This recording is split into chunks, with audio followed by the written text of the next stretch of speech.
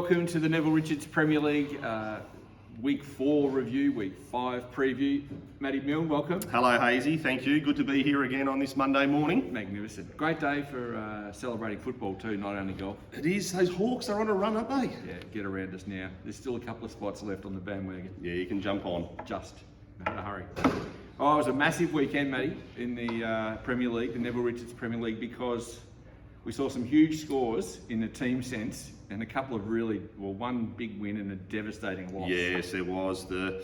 Who would have thought top of the table team got rolled this week, which was great to see. It's good to add a little bit of spice back into the event.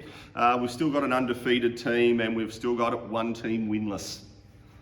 Just jury's out on this winless team. In fact, look, we may as well get into them because the Goblins and the Hookers, we discussed it last week. It was the battle for at least at worst or best, probably the spoon favouritism was. Yeah, it was, and it was looking like a draw at one stage, which we sort of mentioned last week. But the Hood Road Hookers got over the line, 194 to 192. Wow. And it was pretty epic, wasn't it? The last, some good scores, but some heroics in the last couple of minutes. Yes, it was, Hazy. We had 11 players for the Hookers and 10 for the Goblins. For the Hookers, they were supremely led by Richie Howes and Choco Royal on 35, Brian Burrell 32, Dave Hutton 31, Matt Davies 31 and Mickey McNeil 30, while the Goblins, Max Edmondson did it again, 36 for his team, tried to get him over the line. Dave Byrne, welcome to the scoring, Dave, 34, Juzzy McGrath 32, Tickle My Doodah Wilson 30, Barry Benson 30 and Shirley Bell. She was a scorer and counter scorer on 30, but it was the Battle of the Cellar Dwellers, closest match of the round. Hookers got over the line at the end, but the Goblins appeared to have control early, Hazy. Well, that's unusual because, we've said last week that Maxie had written them off just about 10:15 in the morning. Yeah, well, I did check some scores at around 10 o'clock and Max was out just reshafting one of his wedges. So I yelled out to him, I said, mate, you could be on today. Dave Byrne was about, I think he was 13 points after 6 and Justin McGrath was around handicap. But yeah, so those two players there, they covered the morning Hookers players. But it was the PM players for the Hookers, Ange Royal and Richie Howes, who slid in with those 35. But when Max came in with 36 at the end of the day, it looked like it was going to be a Goblins victory. But the Hookers still had 3 players on the course, Matt Davies, Mickey McNeil, Matt Miles. So let me work through this because I didn't get to see it in unfold live. So I'm assuming that Milesy did something pretty special, did he? He's the most high profile of those 3. Well, Matthew, I think from memory, was about 6 points after 9 holes. Oh, wow. Or 10 after 9, very struggling, pretty ordinary. Came in with 28, which didn't count. Okay. Then we go to Matt Davies. He had a counted score of 31. Nearly did blow it, as you can see by the vision here on the 9th hole, the last hole of his round. Had a wipe to finish with 31. And then it left it to Mickey McNeil. He of the big shoulders. The big shoulders, that big strong plumber. He was standing on his last hole, the 9th tee, on 27 points. Needed 28 for the tie. And what did Michael do? He made birdie. Birdie, Mickey. 4 for 3 to finish with 30 and give the Hookers a monumental 2-point victory. Did he know the situation? I don't think he did. No. They were the last group finishing in fading light and he's come up with the goods for the Hookers to get them over the line. Well done, Mickey. I've bagged you a bit in here, so I've got to praise you up. That's exceptional play under the gun. Yes, well done, Mickey. Now the 25s and under. Yeah. Scores of 25 and under in this. A lot of popular feedback on this segment. It has been. Actually, we did have a comment on our video last week on YouTube. Is that right? That it should be called the weekly roast session. Okay, so let's go with that. Yes, thanks for that feedback there, Dave. But the 25s and under for the Goblins, we had 2 players, Neil Keskinen on 20 and Rick Edmondson on 19. Oh no. He'd been playing well this week. Oh, I saw him just flushing the ball midweek. I'm not sure where the pressure's coming from, but yeah, it seems to be here on Saturdays. It's like he's Ross Lyon. He's trying to just get to 15 or 16 points and just think that's enough. Yeah, just can't score enough, can old Rick. But the Hookers, they had 4 players under 25. Oh. So they still win, and they have that. Pete Vogel, 24. Oh. Kenny Latta, 22. Oh. Helen Powell, 21. And Jeff Evans, 20. Not Jeff. Single figure Jeff. I've got a little bit more to speak about Jeff in our preview of round 5, but yes, lucky the top 6 for the hookers performed. The Goblins were missing a player too, Mark. They were. Look, there's a few things to come out of this match. We'll come back maybe to the Rickometer in a minute.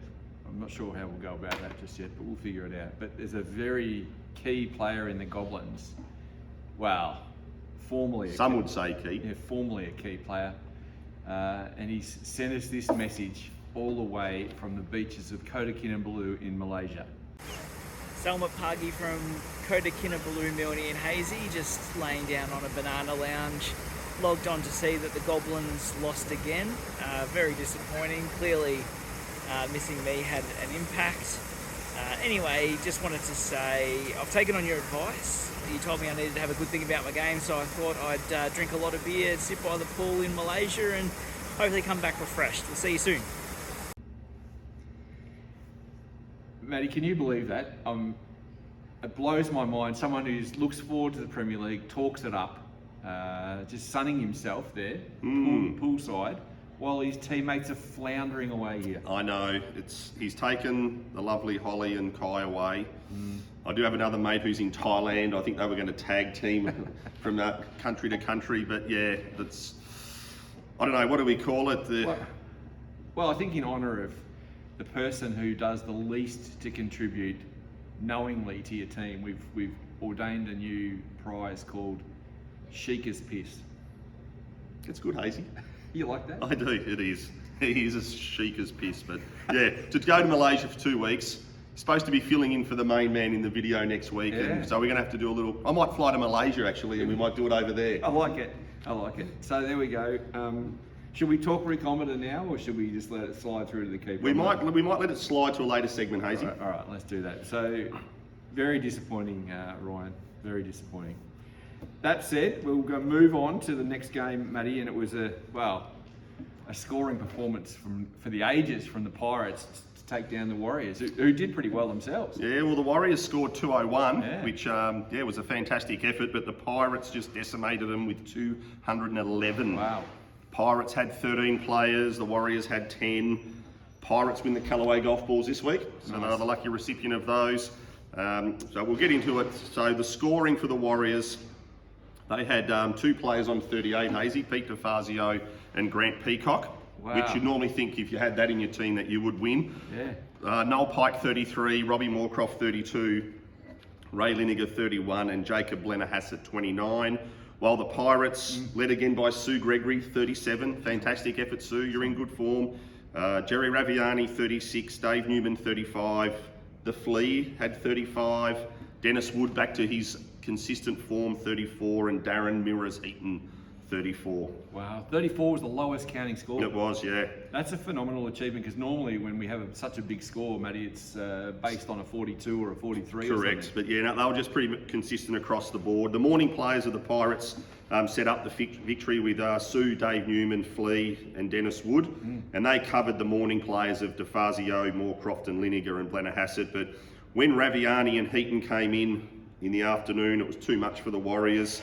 There was a bit of resistance from the PM Warriors players in Noel Pike with 33, and then when Peacock came in, he was a little upset about what he copped last week for his sore back. But just in general, and as we can see here, his good mate Wazza Stevenson, he provided a little gift pack for Grant today, as you can see there, a bit of tea peat and that, and it must have worked for him because he roared back to life, and as you can see, he had 38 points, but it was also a hard luck story for Grant, in that 38 points standing on the 9th tee, his last hole.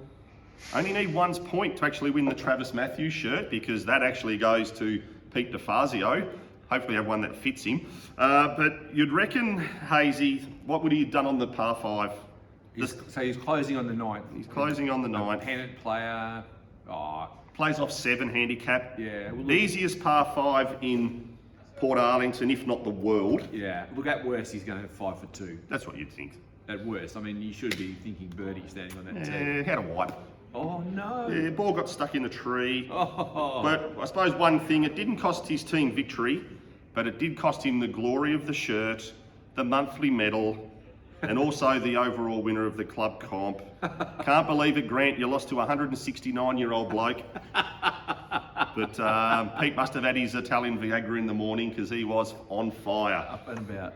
Saying that though, Pete did on the triangle go 1-2-1 Okay. as well. So there was a little bit there of help that Pete could have had. How do you reckon Pete Fazio with his cohort will go with them? I reckon he'd love it. Yeah? Yeah. All right, well, Pete, congratulations, mate. You're one of the great contributors to this competition. Pick up the great northern stuff from Matty in the pro shop, but also the Travis Matthew Polo. The under 25s scores, honourable mention, he didn't have 25, he had 26. But Josh Bowen, all Portarlington player last year, put in that tripe. Cam O'Keefe had 24. He's been on fire. Craig Connolly 22, Mark Maskell 20. Oh. Well, for the Pirates, it didn't really matter because all those other guys contributed, but Lee Mack 26, another honourable mention. Yeah. You're extending it out. Gary Brooks 23, Manny Golfers 20. And I wouldn't have wanted to have been in the Poe or Pow residence with Helen on her 21, but she did beat husband John on 19. And Johnny did come in after golf and said he's got fitted up for his new shirt. He was a PP player year 1, Yeah. and he reckons he's locked for year 3. I reckon you're probably not far off the mark, Johnny. You and Rico. Yeah, well, it's going to be interesting to see who gets the nod for the Ricometer. It's going to be very, very tight later on. All right, Matty, well, let's push on to the next game, and another really impressive performance here, this time from the Crusaders against the Tornadoes. Yeah, Crusaders 207, another big score, defeated the Tornadoes 194. Tornadoes 12 players, Crusaders 11. For the Tornadoes, Scotty Hopgood 36, Bernie Reid 33, Yanni Philin Lathuris 32, Warren Stevenson 32, Fiona Newman 31, and then there was a counted score of 30, Stewie Toot Toot Madden and Ando Wooten. While the Crusaders, Craig Finnemore 37, Nice. Drayton medalists, Peter O'Neill 37, Holy. Milkman Lorna 35, Jan Cogger 35, Bobby Gibbs 32, your man, and Yeah, Cliffy well done, Bobby. McCorkle 31. Bounce back, Bobby. Nice work. So Peter O'Neill, 37. Has he got a mortgage on the Drayton already? 4 rounds in a row he's played well. He cannot play any good next week. Can't do it. But he just has bungles around during the midweek. Yeah, Steps on the tee on Saturday and just he's got an uncanny knack at the moment, has Mr. O'Neill. But He's the anti-Rick. he is, and it was a big inclusion for the Crusaders, him coming in. He was in the draft at the start of the year. Yeah. But the Crusaders now remain the only undefeated team in the comp with a 13-point win. Both teams' morning players were even, with Snags, Finnemore and McCorkle matching up with Scotty Hopgood and Ando Wooten. Yeah, and Fiona Newman, their scores of 31 and 30 counted. But the PM players for the Crusaders were just too consistent. For the Tornadoes in the afternoon, Bernie Reid, Yanni, Warren and Toot Toot contributed. But no one really played to their handicap in the afternoon, which makes it hard for them to get over the line. But once Pete O'Neill on 37, Jan and Gibbsy on 32, and then the Milkman redeemed himself with 35, the Crusaders were home. Under 25 for the Tornadoes, the Sword, 25. Colin Isbell, one of the best players last year, 23. James Finch, 21. Isn't he under the pump, Cole Isbell? Mm. Crusaders, another All-Port team member, Johnny Rowe only had 21. The Crusaders were stiff with 207 not to win the balls. So now the Crusaders are top of the ladder, 1 game clear and 2 percentage points advantage over the second place Pirates now. Yeah, big move. Before we get to the ladder, let's have a look at the final game. This was a big one, a really big one, because the Bullies had been on top of the ladder, just cruising along, perhaps having a slight bit of luck with the draw, but they met their match in the Peakers of all They teams. did. The Peakers 191 defeated the Bullies 181. Nice. Bullies had 10 players, Peakers had 11. For the Bullies, Jen Edmondson, 33. 32 for Phil-in Lathuris. Ross Morland, 31. Stu Anderson, 29. Kev Hudson, 28. Phil Stevens and Judy Said, 28, were also accounted. Score there, while the Peakers, Murray Wiley, 34. Marion Keskinen, 33 for her first game of the year. The Flange, 32, Ian Flanders. David Milne, 32. And then Robbie Stiglbauer and Barry Doyle, 30. Is it upset of the season, Hazy? Well, the Peakers, I mean, they have slid into the 8, or the 4 rather. So maybe not the upset of the season, but it is impressive because, you know, we've sort of poo-pooed the Peakers, to be honest. Yeah, well, the Bullies were on a 5-game win streak, Right. which goes back to the finals last year. Yeah, of course they're the premiers. Yep. And who do you think was the last team to beat them? It has to be one of the top teams, I'm sure, like, you know, the Crusaders or the Tornadoes or something. No, round 14 last year, the Peakers knocked them off, and that's when the Peakers were shithouse. And they beat them last year, round 14 last year, 196 to 191. All right, they've got their number. Yeah, they must have. But the match was evenly poised, with the majority of the Peakers playing in the afternoon, while all the Bullies really played in the morning. So we had to really wait until the end of the day to see who was going to get over the line. But interestingly, though, that this was the lowest scoring match of all the games this week. Not one player played to their handicap, and the Peakers would have only beaten one team on Saturday, and that was the Bullies. Is that right? So the they had Bullies could have been actually stiff. Yeah. So the 7th score gets the chocolates. Yeah, correct. Wow. So yeah, Lucky to draw, I suppose. So yeah, the Peakers wouldn't have got over the line against anyone else. So That's amazing. but yes, it was interesting on that one. But we also see that 5 of the 6 counting scores from the Bullies came from the morning. The only PM player was the fill-in, Yarni, who played for Richard West. And the other 2 Bullies in the afternoon, and they disappointed with their efforts, would have been Sean Rodwell, 27, and Cooper McMurrich, 25. We had the self-proclaimed domination of the triangle on Saturday. Who? I'm not going to reveal it and give him the glory, because all he wanted to do was talk about how he had the triangle and he went 3 points, 3 points, 3 points. Oh. Reckons it's been mastered, so we're not even going to mention who it was, so suck a fart on that person, because we don't want to give them any glory. But congratulations anyway on that performance. Will you bring it back up? Like, will you? No, we're not going to talk about it. No, What if they blow up next week? don't care. Oh, wow. But Missile. yeah, but the Peakers, they only had one player from the morning contribute, and that was Flanders on 32. But the current consistent scoring of Wiley, Milne and Keskinen in her first game, and then the Stig and Barry Doyle counted. In the under 25 scores, the Bullies, Cooper, Peakers had none. None. Wow. So the second lowest scoring team for the match, and they had no one under 25. Yeah, So right. they were just in that 26 to 34 bracket. So Well, I don't think they care. They'll just take the win and move on. they will take the win, and that drops the Bullies down a peg or two, Hazy, on the ladder. It does, and it actually gives the Peakers, as we look at the ladder here after round 4, a bit of a break in the 4. Game clear of the Tornadoes, who they drew with obviously earlier in the season, but a very hefty percentage of 3, well, exactly 3 points clear. So game and percentage clear in the 4. So already a bit of a break starting to form here for the Habs and the Have-Nots. Yes, the ones down the bottom are big games this week. Massive games. We're just contemplating whether to give the Goblins one more chance. Maybe we'll come to that in a minute, Matty. I'm not sure.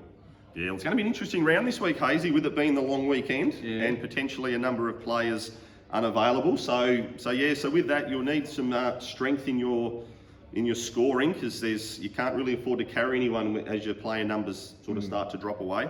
And if a reminder, if you are going to have a fill-in, obviously the money will go to Feed Me Ballerine, but also to get it done with Maddie before Stumps on Tuesday, so that we can do all the back-end stuff. Yeah, and it's going to be difficult this week, because we do have a lot of our fill-in players away. So I really need to know by Tuesday, at the latest, Tuesday by the end of day. I'll be here until around 5:30, 6 o'clock Tuesday night. Yep. Really need to know by then.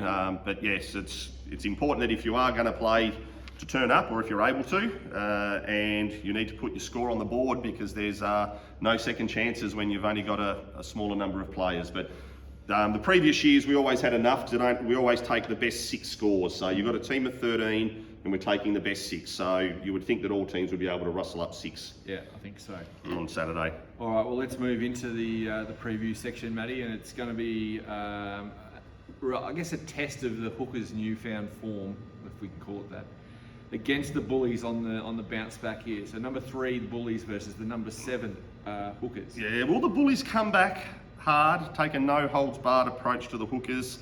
Bullies were missing 3 last week due to medical reasons. The Bullies have had 3 players that haven't reached 30-point threshold so far this year. Who are they? Judy Said, Kevin Hudson and Bill Archer. While the Hookers have also got 3 players that haven't reached the 30-point milestone. Peter Vogel, Ken Latter and Jeff Evans. There's those common names again. Peter Vogel. Geez, he talks a big game. He does. I think he's living on the glory of the premiership year last year where he was the best player in the final. Yeah. But he's sort of really struggled to get there this year. The question this week with the Bullies, was it a blip in form? Will Richard West return or will he be too busy at the lolly shop on the long weekend? Is Stu Anderson in a form slump? 28, 25, 29 for the last 3 weeks. Yes. For the Hookers, will Jill Barker return from injury? Can anyone play to their handicap at all in this team? Do you know that 35 points is the best score returned by any Hooker so far this year? This week? No, this year, 4 This rounds year, in. we haven't had someone play to their handicap. No, the best so far has been Choco Royal and Richie Howes, which was last week with 35. Yeah. Is Jeff Evans on track for PPP selection or even the Rick Omitis selection? He's had 25, 27, 20 in the 3 games he's played. Oh, Jeff. He was actually, in our season launch, when we do the analysis of how consistent golfers have been through the year, he was actually the 4th highest member who has won the most in prizes in the first 6 months of 6 months leading into Premier League. What a disappointment he's been for their team. Have you had words with him? I have spoken to him and he is a little bit sheepish. Wow. Fascinating. I love the stats, Matty. They're just next level. What you'll bring to the table. That's what my Saturday night entails, Mark, after work. All right. Well, so Goblins, we put them on notice that they could be the wooden spooner last week, and it didn't fall well for them. So in theory, I should be harsher here, but I'm going to cut them one. You're giving them slack. One last chance. You shouldn't. They're done. This is it against the. They're playing the Warriors, who, look, to be fair, the Warriors have got one of the highest scoring teams. They've just drawn badly every week. Correct. Basically. Yeah, that's what I've got. You must have been reading my notes, Hazy. All right, what No, was the it, unlucky team of the Colts scored 201 last week and got beaten by the highest scoring team. They would have beaten every other team except for the Pirates and the Crusaders. The Goblins need a massive jump in form for all players, not just one, but all of them. So these 3 haven't reached 30 yet. Neil Keskinen, Sean Boland, and the Sheik hasn't reached the dirty 30 yet. While the Warriors, Julie Milne and Stephen Bond have failed to get to 30. I fear for the Goblins this week. Really? I do. Their linchpin, Max Edmondson, 36 last week, not playing. Oh, He's out. where's Maxi? Max is going to Horsham on a golf trip Oh, for the weekend. This could be a Sheikah's piss. Exactly. So yeah, he won't be there. The high scoring player, his average is 4.5 points higher than any other Goblin in the team. Wow. The next highest is Buzz on 30. The best individual score returned by a Goblin outside of Max has been David Byrne, 34, Justin McGrath, 33. Tickle? No, Tickle's not even rates a mention. Wow. The Warriors probably don't really need to lift much on their current form because their current form's good enough to dispatch of the Goblins. They're led by that 197-year-old Peter DeFazio, well supported by Cam O'Keefe, Pants Peacock, Rob Moorcroft. They should be too strong. Can Julie Milne reach 30? Can Steve Bond actually score over 20? And will Josh Kent grace the fairways with his presence? Yeah, the jury's out there. It's been disappointing. So yeah, he's only played one of the first 4, so hopefully he fronts up on Saturday. He's well dressed though. He looks very good, but this is the time for the Warriors to increase that percentage even more. Oh really? You're done with the Goblins? I think so. Really? Yeah.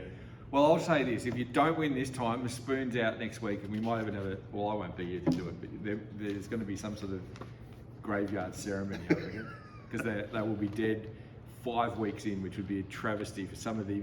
Particularly their team, they're strong on paper, but just haven't been able to put it together. It's tough when the paper's sitting in Kota Kinabalu. Exactly. All right, the third match for discussion, Matty. Look, it's an important game. The Pirates are back in town and they're going to face the Tornadoes. Yes, 2nd versus 5th. Intriguing contest. Pirates coming off that crushing win while the Tornadoes lost a high-scoring match against the Crusaders. Important game for the Tornadoes as they currently sit a game outside the top 4. A loss here could see them lose sight of that depending on other results. Tornadoes look strong on paper, but have been disappointing. Some of the output of their regular Premier League players. 3 players haven't scored 30. Who are they? Cole Isbell, Oh no. Biscuits Arnott, and Yvette Pollock. Oh jeez. And only Fiona Newman and Scotty Hopgood have played to their handicap so far this season. So out of the first 3 that you mentioned, who do you feel most comfortable sort of launching a missile towards? Well, I think Biscuits has got a few credits in the bank because he hasn't played previously, like previous seasons. Cole was an all-port player.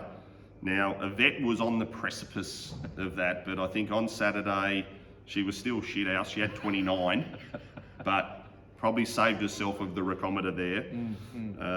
It's trending in the right direction. It is. The Pirates, they flexed their muscles. Big scores. They showed the other sides what can be achieved. Gary Brooks and Johnny Powell haven't scored 30 plus yet, while they have had Lynn Kirby, Sue Gregory twice, Jerry Raviani, Lee McMurray played to their handicap so far this year. Pirates look too good and too strong, too consistent. It will be an interesting matchup here. Flea versus Mrs. Flea. Ooh. Wow. I'm not sure how this will end. Mr. Flea did not play 33, 32, 35, while Mrs. Flea did not play 23, 22, 29. You know how that's going to end. It's going to end in gastro food poisoning. It's got to be. She'll be doing anything to make sure Dale doesn't play. She might even time to the bedpost. Ah dear. Now the last match for discussion, Matty, is the suddenly top of the table Crusaders against the, well, I guess the surprise packet Peakers. Yeah, well, it could be a match of the round. Can anyone stop the rampant Crusaders? The Crusaders have actually had every player score in their 30s for at least 1 round this year. Impressive. Xavier Boland, Pete O'Neill twice, Stan Maskell and Snags Finnemore have played to their handicap or better, while the Peakers have had Soupy Collins as the only player not to reach 30, while Barry Doyle, Belly and Murray Wiley play to their handicap or better. Peakers need big improvement from Chris Dodds, Johnny Leading, 28 and 28 the last 2 weeks. Really? And Digger James, 22 and 29. And Yvonne Casey, 25, 26. Lloyd Shepherd, just because you had a counted score in round 3 doesn't mean you can take your foot off the gas and put in the crap you did on Saturday, so you need to also lift. You're better than that, Lloyd. Now, is this the round for the real Flanders to come out? He's had 32, 38, 35, 32 for the Peakers. Wow. For the Peakers to win, he's going to need 38 or above. Wow. And this is when he shines. Like, there's nothing major on the line, so he will put in this week. Really? Guaranteed. You're playing against your nemesis, Clicky McCorkle. Like the Pirates, if the Crusaders continue this form, they'll be hard to beat. Question is whether it's sustainable to rely on the same players each week. Pete O'Neill's had 4 games, good ones, all in a row. He can't continue that. He has to stop somewhere. I hope it's not this week. Milkman Lorna. Been going well. 3 games, 3 counted scores. Peakers knocked off the top of the ladder Bullies last week. Can they knock off the top of the ladder Crusaders this week? Can they? Yes. Wow. So you're riding the good ship Flanders all the way. Correct. Well, this is fraught with danger for you. Look, I think the Crusaders myself, but that's okay. I'll be happy to see another result. That's good. Yep, so, another thing, Hazy, most people who have been in the portal will notice the Survivor concept. We are getting close to the start of that. This is where the lowest scoring team gets eliminated each week. Runs in conjunction with our normal season, and it will start from round 8 this year. But so far, if we were playing from the start of the year, we would have saw the Hookers out in round 1, the Goblins out in round 2, the Bullies out in round 3, and then this week, the winning Peakers got knocked out. Is that right? Yes. So if you've already been knocked out, it goes to the lowest score of the Fascinating. non-eliminated players, teams, and the Peakers would have got knocked out this week. That's fascinating. I can't wait for the Survivor. Yeah, so that's going to be add a great little interest there to the teams to obviously to try and continue to keep playing and keep performing, even if your team scores aren't going quite as well on the ladder. Yeah. Wow. I'm loving your stats. You've missed your calling. I know. Just I've got nothing else to do in my life except look at the computer, as my wife says. How about giving me some love? But Linda has never said that once in her life, I'm sure. no, she's happy I'm on to doing it. All right, well that's it for another week of the Neville Richards Premier League show. Recapping the Pirates, who can come down to your esteemed shop, pick up the Twin pack of golf balls. Yep. pack courtesy of Callaway. The extraordinarily ageless Pete DeFazio can grab these great Northern products, but more importantly, The Travis Matthew polo, so you can grab one of those, Pete. so thanks to Callaway for all that, and Travis Matthew, of course, and Matty, we would be nowhere without Neville Richards. So thank you to Luke Campbell and the team. Any more before, this is my last video. Yes, for a while, you're heading off to Canada, Mark, Yes. next on the weekend. Yes, so I am. good luck with that. Hope we get a little video or a little cameo from you from abroad. I'm sure that will be in your thoughts. Yeah, no, I'll sneak, Sure you will. I'll sneak it into my thoughts there at some point. Thank you, everyone. Thank you, Matty, and catch you shortly. Thank you, Hazy, and hopefully we can keep the video up to your standards while you're away. We've just got to get a bloke back from Malaysia first. Yeah. Thanks, guys. Enjoy your week.